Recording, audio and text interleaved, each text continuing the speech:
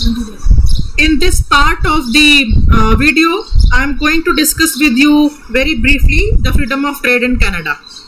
As far as the freedom of trade in Canada is concerned, Section 121 of the Canada's Constitution Act 1867 provides that all articles of growth, produce or manufacture of any one of the provinces shall from and after the Union be admitted free into each of the other provinces.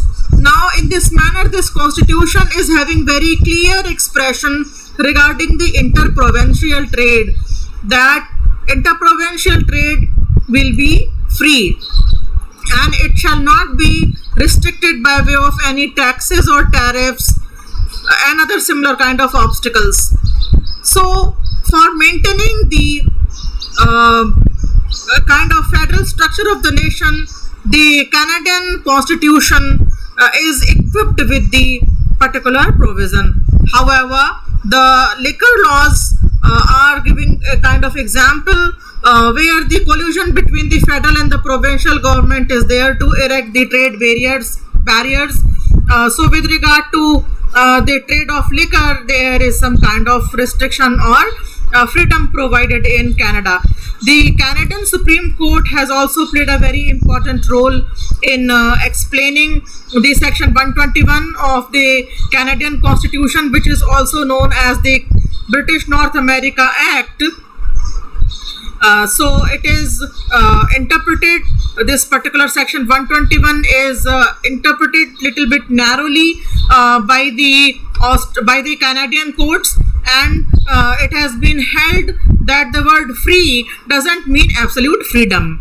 The word free, which is provided in section 121, and I am reading this particular one, section 121 again, that all articles of growth, produce or manufacture of any one of the provinces shall from and after the Union be admitted free into each of the other provinces. So this term free doesn't mean absolute freedom from any kind of restriction whatsoever, but it is only the freedom from any kind of duty, customs duty, etc., or any kind of provincial duty or tax.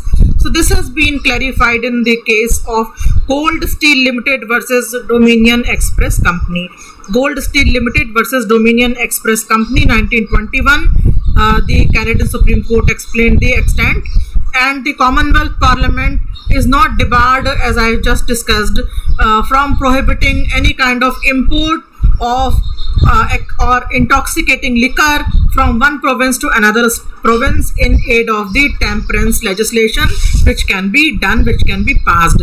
So the Parliament of Canada may validly go so far as it expressly prohibit the admission from one province to another province, so long as the prohibition does not involve any kind of customs duty, imposition of any kind of tax.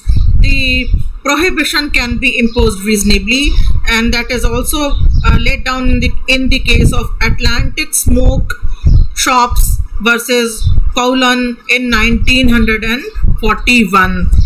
So this is how the Canadian Constitution deals with the freedom of trade. So we have discussed through a vast PPT which I have given you about the freedom of trade, commerce and intercourse in India. Then in the previous videos I had discussed with you the freedom of trade in USA and in Australia, and now we have seen about Canada. I hope the position with regard to the freedom of trade, balancing between national interest and state interests, regional autonomy in these federal countries is now clear to you. Thank you so much. Happy learning.